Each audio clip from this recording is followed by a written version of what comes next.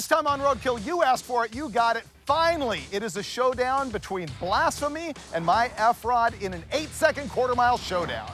And we made 1,100 horsepower in this car and road tripped it nearly 800 miles. Big win. Still runs.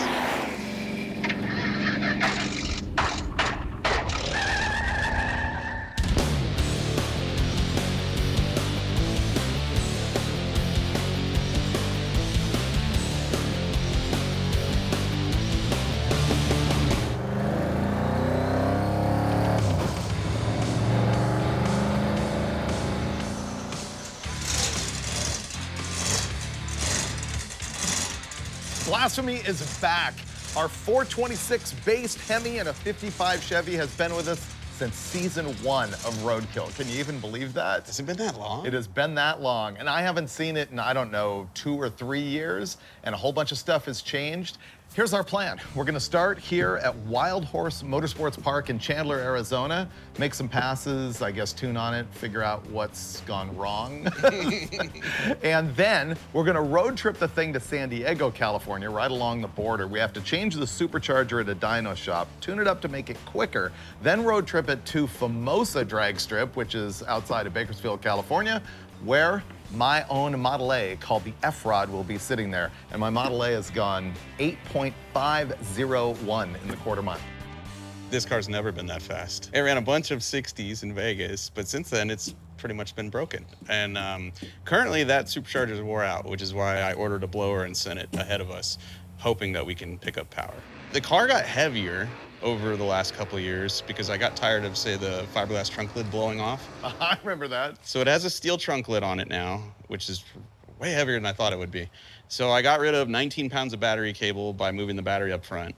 Really? Yeah. And that battery was over here, but then I was having oil pressure issues with it. Every time I pulled the parachute, I'd lose all the oil pressure. So everything is different. The motor plates, the oiling system, the fuel system, the electrical system. The blower, though, is the same blower from 2019, and I'm pretty sure it's wore out. Was it on the 85 when you won Drag Week? Mm-hmm. Yeah? Yeah. But these headers are different. These are slightly bigger. When was the last time this road tripped successfully?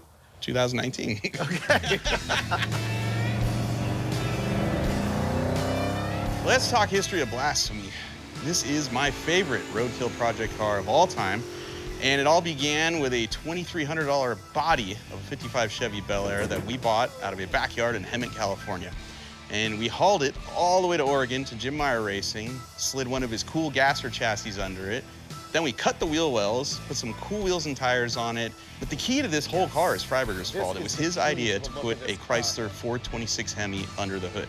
So that's what we did. We thought, why not? Hemi and a Chevy, you're either gonna love it or hate it. So in the beginning, all I wanted was a cool street car, kind of like what the guys in the movie 2-Lane Blacktop drove. I loved the look of that car, which is why this car is flat black.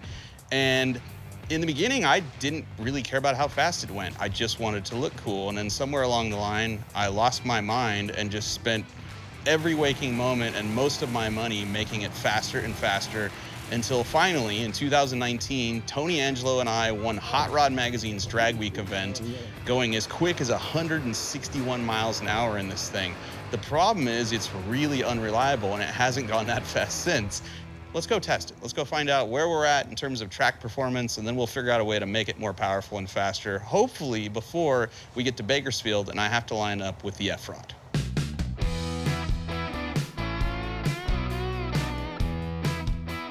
I was doing the nut and bolt check underneath the car, and I found a couple things that needed to be snugged. It wasn't that bad. However, I've spotted a really bad thing about tire clearance. Mike had the rear end narrowed, and unfortunately with these different wheels, they're too far inboard and they're hitting the inner wheel well. So before this car went on the chassis dyno last week, I switched wheels, and I thought, oh, they clear the inner fenders just fine. They're not. They hit the inner fender bad. Well, that was painful to watch, but it's probably gonna save disaster. Yeah, I'm totally okay with it. All right, way better clearance. It's still gonna tag it a little bit, but it's not gonna cut the tire.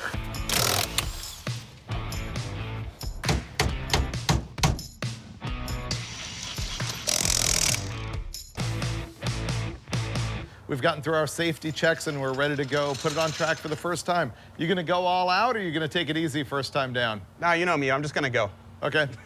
Yeah. He'll lift when it gets ugly.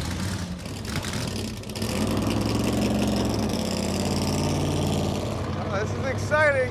I have not driven down any drag strip in this car in over a year. For the first pass in Blasphemi in a long time, a ton of stuff has changed on the car. Different throttle body, different injectors, coil on plug ignition, dry sump, different clutch, different transmission, different rear tires. See what happens.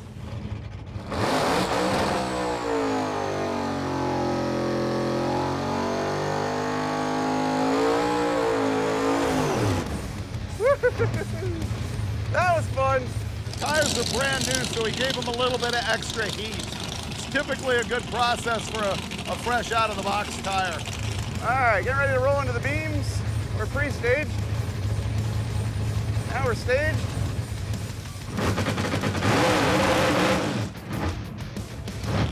Okay, a lot of cowbell. It did not hook. You can see the tire bounced pretty good. Yeah, that's the same two-step I've always used, so I could turn the two-step down if I had the laptop. Wow, it hasn't spun like that in a long time. Thinking it through, the 6-speed has a much lower first gear than your G-Force did. He's got the computer out. We're looking at the data, just what happened to make sure that the two-step rev limiter was set where it needed to be. There we go.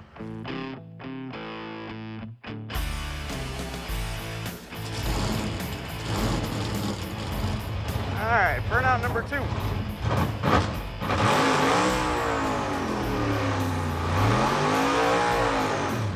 We've lowered the rev limiter. Let's try this again.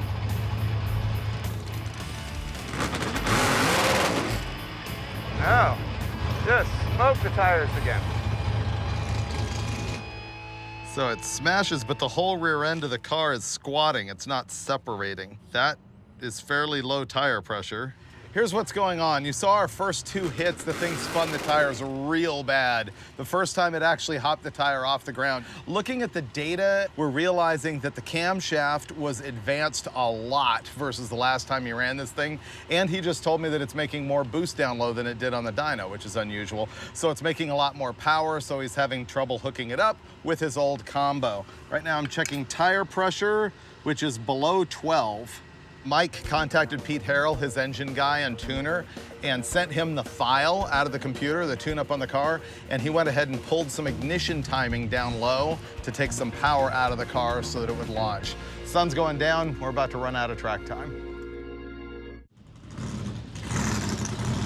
The folks at Wild Horse at Radford Driving School have been super cool to us, and they gave us some more time. So it's a nice, cool evening now after everything that we changed, which includes the tune-up, the shock settings, the tire pressure, and new spark plugs. So let's give this a shot. Okay, here we go. Pre-staged, staged.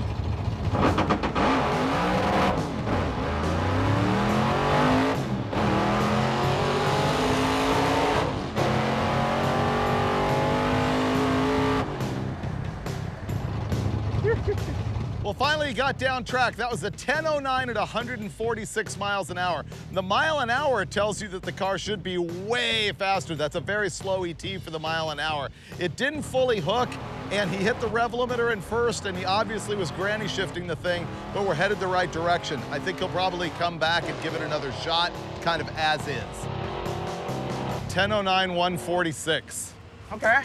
146 is okay. I short shifted one gear, hit the rev limiter, another one. I was a mess. Yeah. Now we're getting somewhere. I know it wasn't fast and it really wasn't pretty, but I learned a lot. The problem with using the clutch when you shift is every time you use the clutch, it restarts the launch process over and pulls ignition timing out of it about 9 degrees. So you clutch, it pulls 9 degrees, then the motor's trying to accelerate with only like 17 degrees of timing in it. It's not accelerating as hard as it could. So for this pass, I've lowered the launch RPM another 200, and then we just pulled another ½ degree of timing out of it for the first second of the run. Hopefully that makes it stick. Hopefully I can remember not to use the clutch and not granny shift, hit my shift points, and go much faster down this drag strip.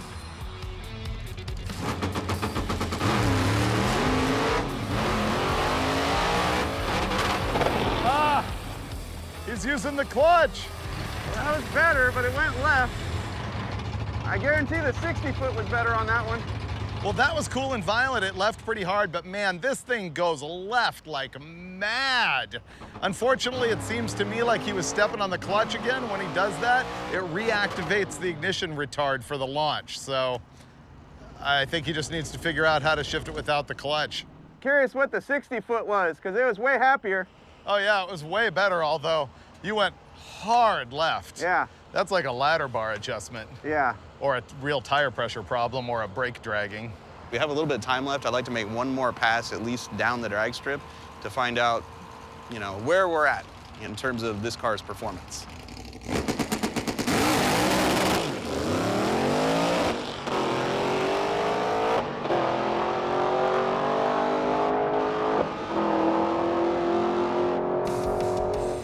Well, that was the best run of the night, 9.805 at 148.79, but the 60-foot was 181. So Yeah, I don't know why it spun so bad that time. it was really bad. And I suck at driving right now, so Drive to the hotel, as is, slicks, open headers. sure, Let's do it. let's party.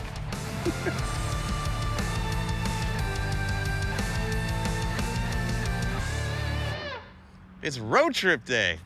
We're fully tested and ready to go across the entire desert between here and Santee, California, which is like 300 miles, with nothing really in between. We need to take the slicks off and bolt the Coker tires that we had on here.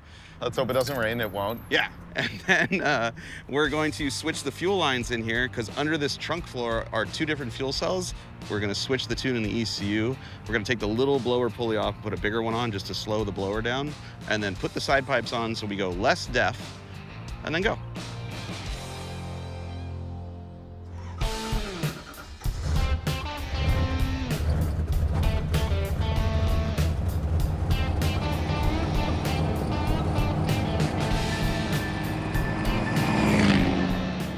Cruising through Gila Bend, Arizona, and all of a sudden I realized this is where we were for the very first episode of Roadkill ever. Last night we stayed in a hotel that I swear looked like they had spray painted over a triple homicide. It was so bad. And we paid $45 for the privilege of staying there. Yeah, the room was over there in that corner behind that dumpster. All right, that's a bad memory, but wow, 12 years, our first episode. Yeah. All right, good time. Let's go. Let's go. I think we're close to the highway.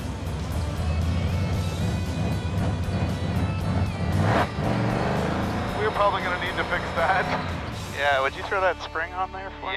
Yeah, we got a problem with the throttle sticking, so I'm gonna go put another throttle return spring on this pooch.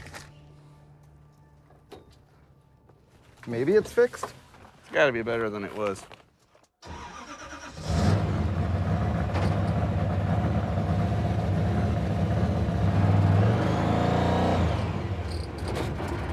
How come? I don't know. These are new issues. One block later, next problem, the throttle is sticking, or at least the thing's idling way too fast now. We got two springs on here.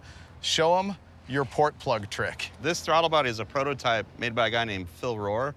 Incredible machinist. And one of the things he did was to improve drivability was he machined these plugs that are O-ringed that should go in here and cap off one hole so that you don't have these giant throttle blades when you're going down the road. When you have throttle valve area that's a whole bunch, you move the throttle just a little, and there's a lot of air going, and so it's like just barely tip into it, and it goes, ah! So that helps slow that down.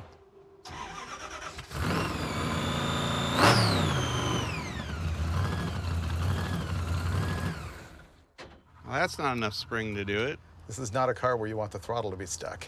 I think part of what's happening is the blower and the throttle body are all really hot and the butterflies are sticking in the bore because it doesn't return. And so what I'm gonna do now is increase the spring rate by adding another bracket, drilling some holes, putting the springs at a little bit better angle, stretching them out even further.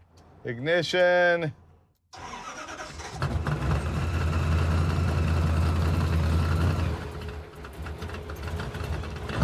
Not returning all the way. I brought my old throttle body, which is a smaller one.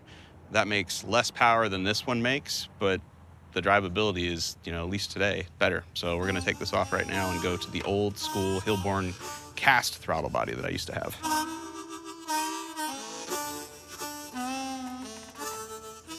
Trying to get it started now with the new old throttle body.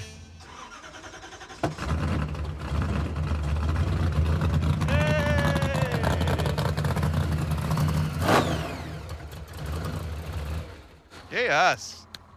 Let's go driving. We've now stayed here longer than we stayed in that hotel room 12 years ago. My turn to drive. If you double clutch, it won't clank when it goes into the first 4 gears. Okay. But you don't have to.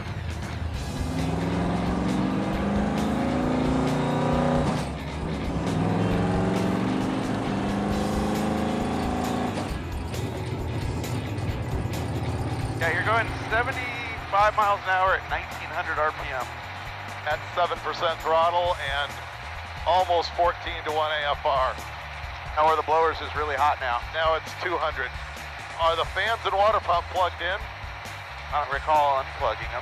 I don't either. It's still going up, 203, 204. I lowered the timing. Let's see what happens here. Yeah, it might not like it. Yep, it's cooling down. So it didn't like the timing.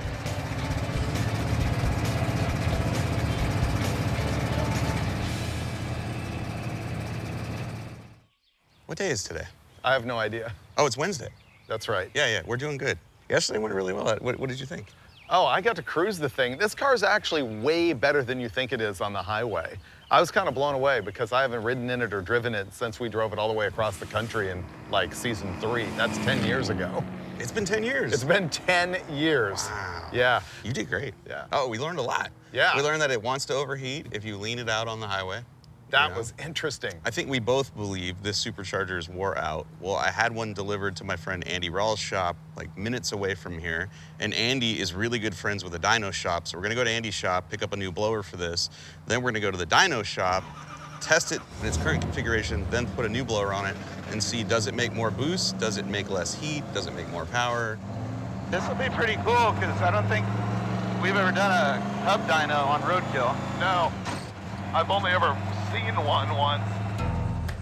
And now we're at Rawls Precision Machine in Santee, California. The proprietor is a good friend of mine, Andy Rawls. He's the guy that built my drag boat. He does military stuff. He does stuff for the marine industry. And this is where we shipped our new blower. But the guys at the blower shop mailed us one that's wildly different than the one that's on the car. Externally, it looks the same, but there's parts and pieces here for actually tuning where the boost is going, how much of it's gonna come out, and how quickly it's gonna come out, which is pretty sweet. This should make more boost, and we should make more power. Yeah, we won't know until we get to the dyno shop, though.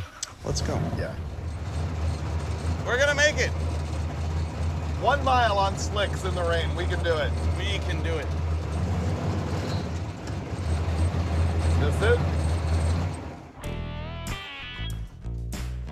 We drove 1 entire mile without crashing the car in the rain on our slick tires, and now we are at Darden Tuned, a hub dyno shop right here in Santee, California. I'm excited because I have very little experience with a hub dyno. Same. And we have lots of things we can test. Not a lot of time to do it, but at the very least, we'll find out today, is that blower worn out? And so now with the front clip off, we put it in race mode. So the air filter comes off, we change to a smaller blower pulley, we take the side pipes off, put the bullhorns back on, then go to the back of the car and switch fuel pumps and tanks and make a hit. That's not happening. It's definitely not happening. Mike is consulting with Darden, who's our dyno operator today. I'm changing spark plugs. And there's the plug that we've been driving on, and it might be just a little bit fluffy. I just showed Darden our tune and the data logs from the track the other day to let him know, hey, this thing is happy, it will make a pull. All right, tune is in.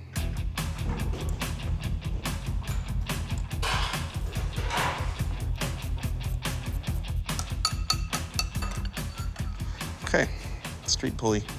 This will be the same one that it ran on Pete's dyno. Okay. So we maybe could compare. Somewhat. We're done in the engine compartment here, and Noah and Adam did the exhaust for us, so Mike's gonna go back and swap fuel lines, and then I think we're good to go. On our show, we've only ever used like engine dynos or regular roller dynos. I've seen these, but explain how it works. I've been doing a lot of high horsepower cars, and this takes all the insecurities of running, having to worry about slip or having to worry about a car flying off the dyno or melting a strap. Plus you also have roller noise, so you don't have to worry about roller noise on this as well.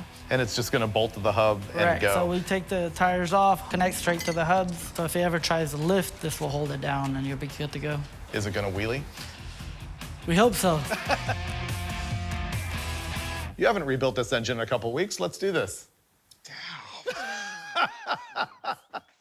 I was gonna say I was excited for this because I've never compared a hub dyno versus a roller dyno. So what was the number that it made on Pete Harrell's chassis dyno? I believe 850. All right, let's find out.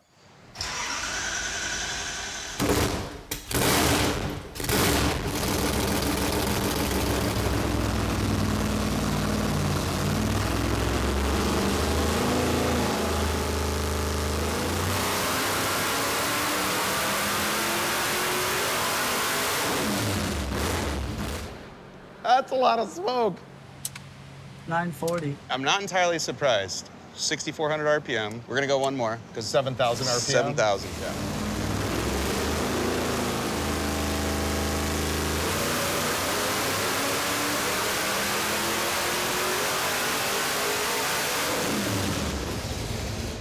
It sounds really happy. It does.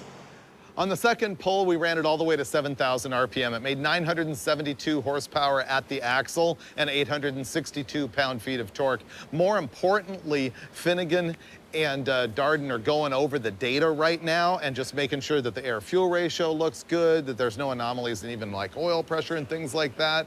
The boost is where they expect it to be. It's making about 13 pounds.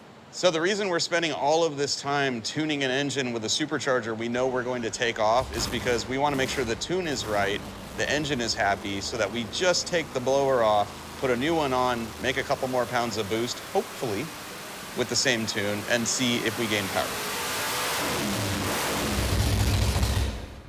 Okay, we are headed in the right direction. Our tuning gap in the beginning was this much because we were so rich, and as we started getting leaner, our tuning got smaller and smaller to the point where like the motor tells you, hey, I want this AFR and I want this type of timing, and there's nothing else you can do to make more power except change boost pressure. So now we're gonna change the blower. We're gonna load up a richer tune just to see how the motor acts first, then we'll lean it back out and see what the motor makes and how it responds to it. Ready? Up and over. Let's talk tech. These are both Root-style 871 superchargers from the blower shop. One of the innovations on both of these is the ports in the side of them where the electronic fuel injectors go. Now, you really have to have fuel going through one of these superchargers to keep it cool and sealed. There are some differences between the two blowers, though, so this isn't going to be a direct A/B test of just a worn-out blower versus a nice and fresh one. First of all, look how this has got a center divider in the top right here, and this one does not. It's also been machined for this special insert that goes right here and restrict the opening while also sealing the rotor a little bit more over here. You tend to get the boost rise earlier in the RPM band. There's also a difference in the discharge side of the supercharger. You can see how this actually has a longer opening and there is a bar down the middle of it. This doesn't have that bar, and the distance from here to here on the opening is actually less. And you might be thinking to yourself, well, that's less flow because it's a smaller hole. But in fact, what this is doing is keeping the air sealed to the rotors for longer. Remember, as the rotors turn, they press the air to the outside of the case. And right here, as soon as the rotor clears the case, it's going to discharge the air into the engine. In this case, it's hanging on to more air for longer before it discharges, and so that can be a benefit. Also, Blower Shop has found that this version helps with cylinder-to-cylinder distribution, so that's kind of the difference between the two blowers. The throttle doesn't open all the way. Oh, I know. That bolt fell out. That bolt fell out? That bolt fell out last year at Drag Week, and I think this got put in. And then we never had wide open throttle after that.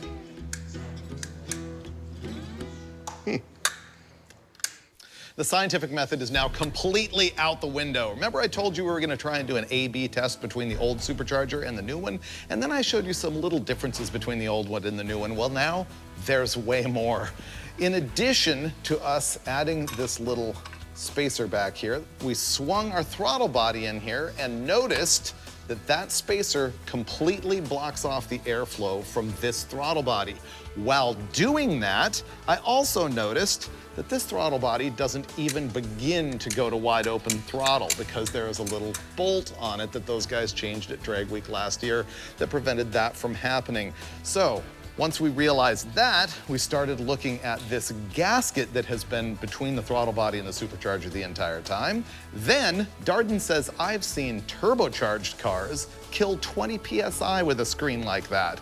And so we decided that we're not gonna run that screen anymore. But then, remember the problem with this blocking the throttle body?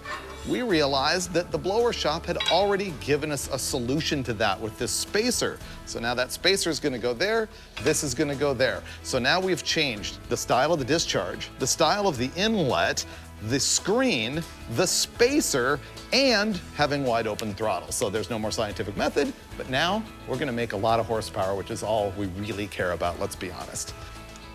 Old throttle body, but with new wide open throttle. Now, with 25% more throttle opening. Blower swap is done. Now we're gonna fire it up, set the idle, and then get out of the way because this thing is gonna make some beans.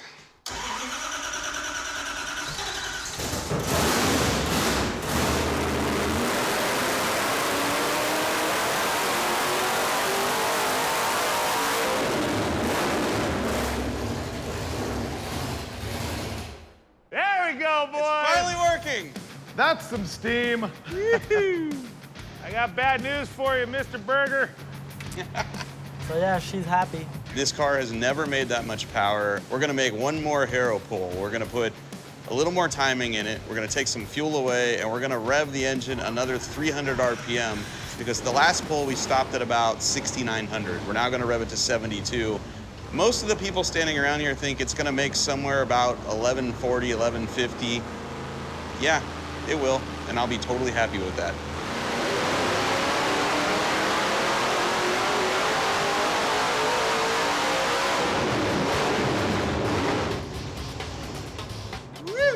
Yeah, baby. That is beef. We came in here with a car that made about 970 horsepower at the hub and about 850 foot-pounds of torque, and we are leaving with a car that makes 1,136 horsepower and 930 foot-pounds of torque. Car rips. We now have to put it back into street mode and then drive to Bakersfield, which is like 250 or 60 miles away. That's a tomorrow story. Yeah. Don't worry about it. Not worried at all. Right. I'm looking forward to it. Yep. Beers? Yes. Yes. We can do that. Let's go celebrate. See ya. This car rules. Well, it's day 4 of our adventure. Day 3 was incredible. However, changing the blower and the way the throttle body mounts, well, it necessitated a bigger hole in the hood and a taller hood scoop. So we came back to Andy Rawls' shop. Andy is a killer fabricator and designer and came up with the idea for this. Moment of truth. Oh, that looks evil. Yeah. All right. Get out of my shop. Yeah. Never return. Yeah, I don't blame you. Great to meet you. Yeah, you too. Thanks a lot.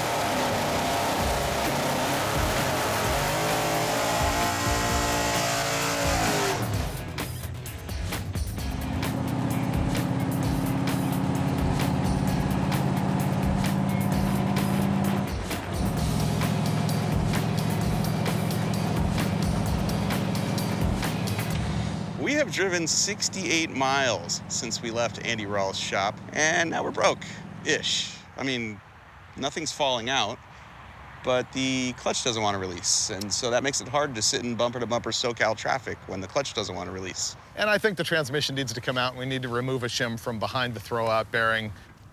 Before we bother with all that rigmarole of tearing the transmission out and assuming it's the throwout bearing shim, we're gonna go ahead and bleed the clutch to see if it's just air in the system.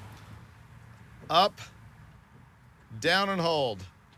So it's either got no air gap or it wasn't moving enough before. Well, if I do this, is there a gap? Oh, you know what?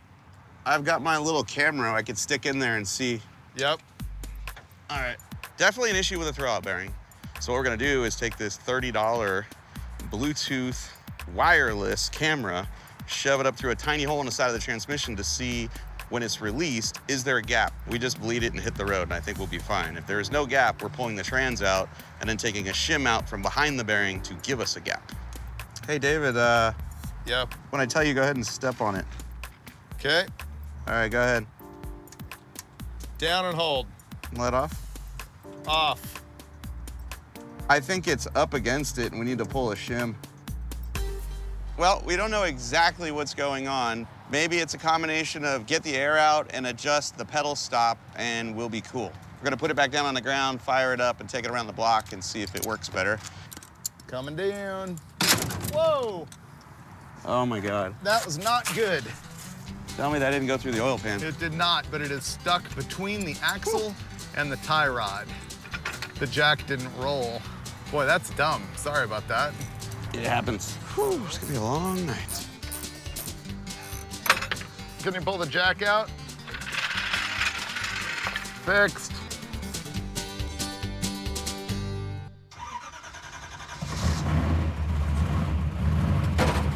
That's not right. Yeah, my foot's in the gas. It's still trying to move. If you crank it right now, what happens? Yeah, it's moving the car. What we just found is that it's still dragging. When you have your foot all the way on the clutch, you put it in gear, it grinds.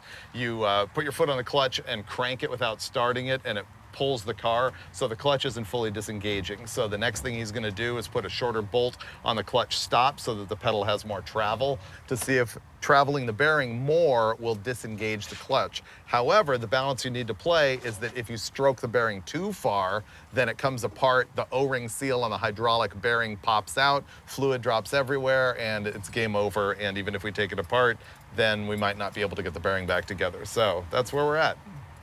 Listen to hear if it grinds in gear.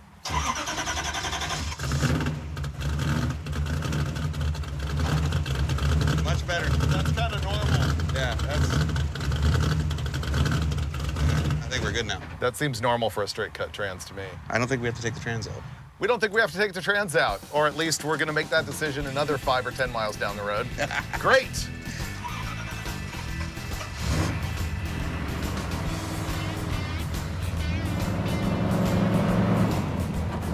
Oh, it's not squeaking anymore. Yeah, it's happier.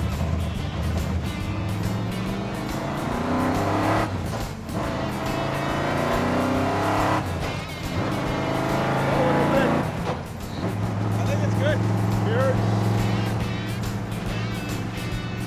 We made it. So we're rolling into some like shishi little tiny hotel, like, what is it, Motel 6, something like that? And there's no parking lot there. And so we're gonna have to leave this on the street. And if it's still there in the morning, then you will see us at Famoso Raceway for the ultimate showdown versus my Model A. It's gonna be great. Nobody told me there'd be no parking. I'm advising you now. I like this car again because it's really, really powerful. It's been great. On the streets of Bakersfield, let's go!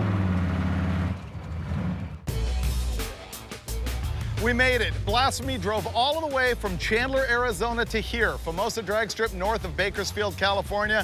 Well, normally we rent the track, but this time we were invited to Hot Rod Garage Day. Hot Rod Garage is another show on the Motor Trend Network, and once a year, they rent the track themselves and invite friends and family, so you're gonna see like 40 cars here, some of which are the Hot Rod Garage project vehicles, and they are gonna have a pause in the program so Finnegan and I can run side by side.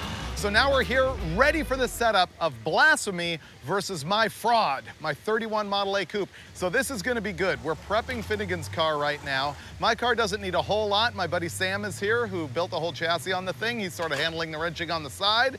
I'm gonna help Finnegan move over from street mode to race mode. On the first day of this trip, we went to a drag strip and properly broke in a brand new set of Mickey Thompsons, but we also broke them. The inside of both tires were rubbing the inner fenders of the car, which is probably what caused it to go left every time I let the clutch out. And so we're switching tires. I now have a fresh set to put on, and fresh tires need to be broken. They're never as quick ET-wise as, you know, ones that have been broke in. And the fresh set is also smaller. They are not as wide as the ones that were on the car, so I'll have a little less traction. So for this first run, I'm just gonna let the clutch out and just cross my fingers it goes straight. If it goes straight, I'm happy. Then we'll work on the rest of it after.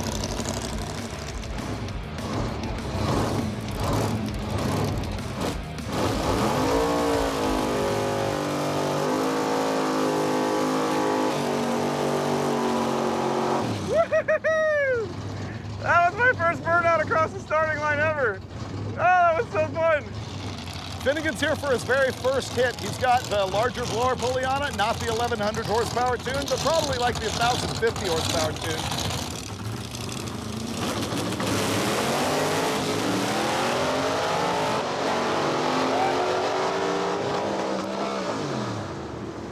Okay, that was bad. Everything was going really well until I missed fourth gear. Finnegan made his first pass, and it was a non-ET because it looked like the driver's door flew open. So that's going to be a big pucker. That was interesting. You missed fourth, and then someone said, no, his door flew open. He lifted. Which one happened? Oh, both. Both. Both things happened. Yeah, I've never missed fourth. That was a new adventure for me. It was going so well. I was like, yeah. Oh, no. So you cut an 065 light, not bad. 135 60-foot time. So you want to go back and make another hit before they break for lunch? I can't guarantee I'll get it right, but yeah, I want to go. Cool, let's go. At least we don't have to pack a chute.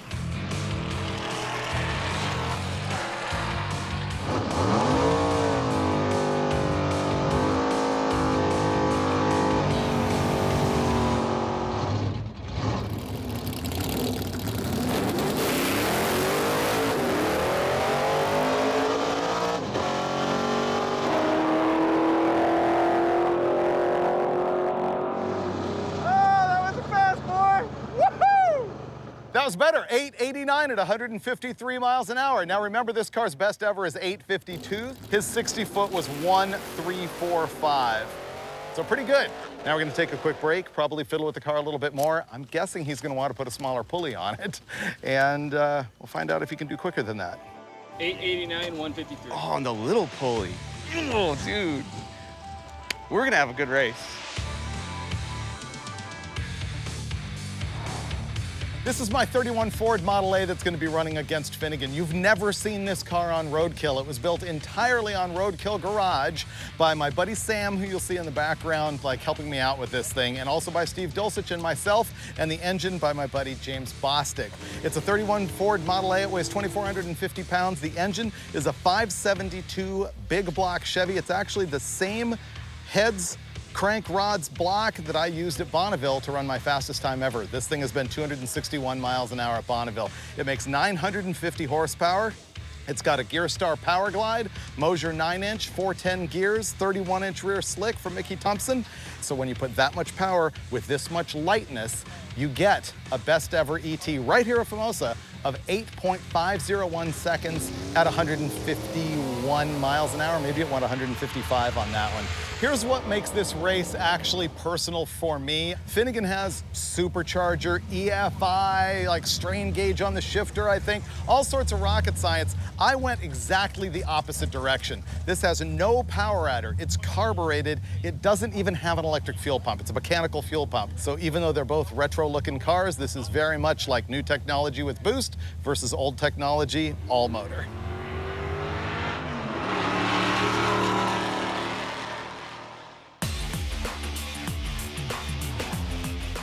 The time has finally come. Yes. Make it 3 yards, my friend, and we'll have ourselves an automobile race. Boom. Head to head, you've been waiting for it. Blasphemi versus the F-Rod. Good luck. I need it. Special guest host Steve Dulcich here for the battle of the Roadkill hosts. Who's gonna come out on top? I'm gonna be watching the action along with you.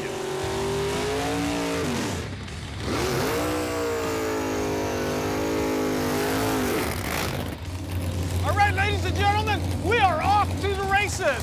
This is gonna be epic. 2 8-second Roadkill cars lining it up for the honor of the fastest car on Roadkill.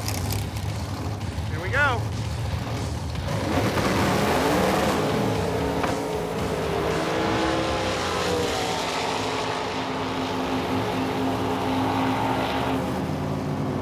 .873 at 150 miles an hour. Finnegan, however, had some kind of problem off the starting line. All right, well, that didn't work. It just blew the tires off at the starting line. I feel like my brakes are dragging. Something went wrong. Well, I don't know what just happened, but it wasn't good for Mike. A couple of things were wrong with it when you took off. I kept letting on and off the clutch, and the car didn't really want to move. And I went to the starting line. When it's time to go, I let the clutch out, and it just barbecued the tires. It didn't go anywhere. Huh. My car was a turd too, 872 at 150, and I red lit, so you won. 872 is not a turd. Just to give you the numbers here, Mike cut an 033 light, I red lit by 025. 2060 foot, 123. Your 8th mile time, I mean, you were just coasting at that point. So, Want to do it again? what are we gonna do? How are you gonna fix your car? I'm gonna take some compression out of the back shocks. And I just found out I can't let go of the button as soon as I see the last amber.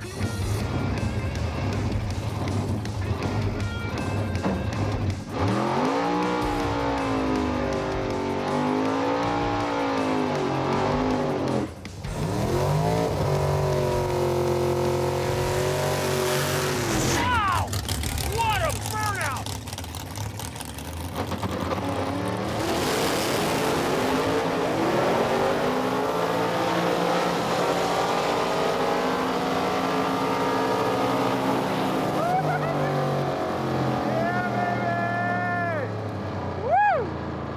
That was bad. The trans brake didn't engage the first time.